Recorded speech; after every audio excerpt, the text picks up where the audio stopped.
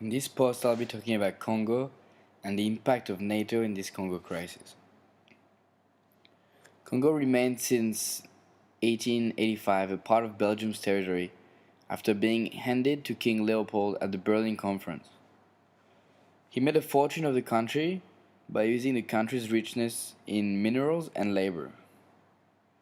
The Katanga province, which is the main mineral province in Congo, was under the control of the Belgian forces, the colonial forces of Belgium.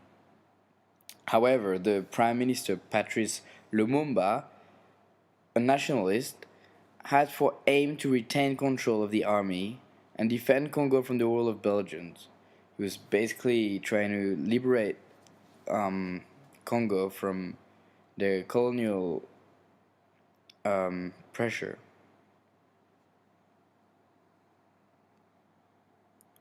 He dedicated his time to freeing his country, making it independent. The Katanga province, to his distress, seceded on July 12, 1960.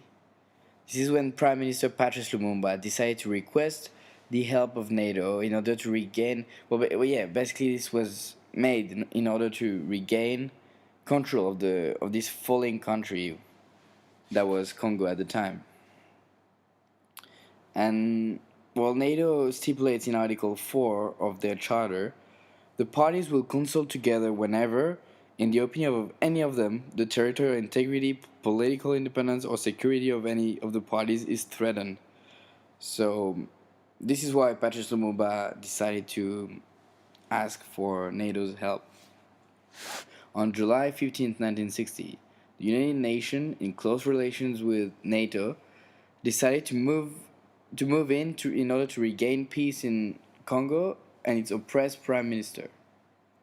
It was agreed that the United Nations should fulfill their duty and therefore they deployed a large multinational peacekeeping force to control the situation in Congo.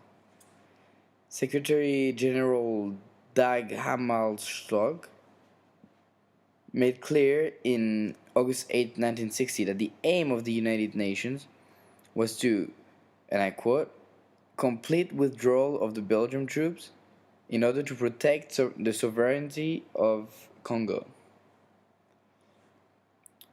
In this, the United Nations were not only seeing the democratization of Congo, but also the opportunity to seize more African members for the organization, therefore making it stronger and appealing to the African countries. However, this beautiful picture of the United Nations was really underlying controversies.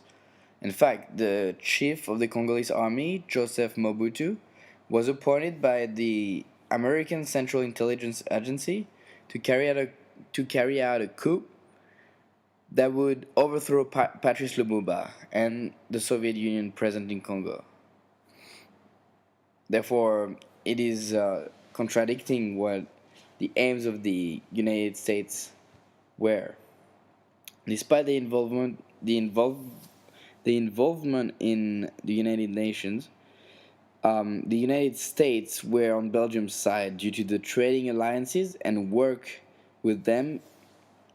Sorry, due to their trading alliances, and therefore they worked with the United Nations on Belgium's side because of those trading alliances, and they tried to remove Patrice Lumumba from his threatening leadership in Congo. In the end, Patrice Lumumba was assassinated in 1961 in the province of Katanga. And the Soviet Union appealed to the United Nations and pointed out the lack of authority, which was clearly shown in this crisis. And this started off as a failure for the United Nations. Well, this started the United Nations' failure in Congo.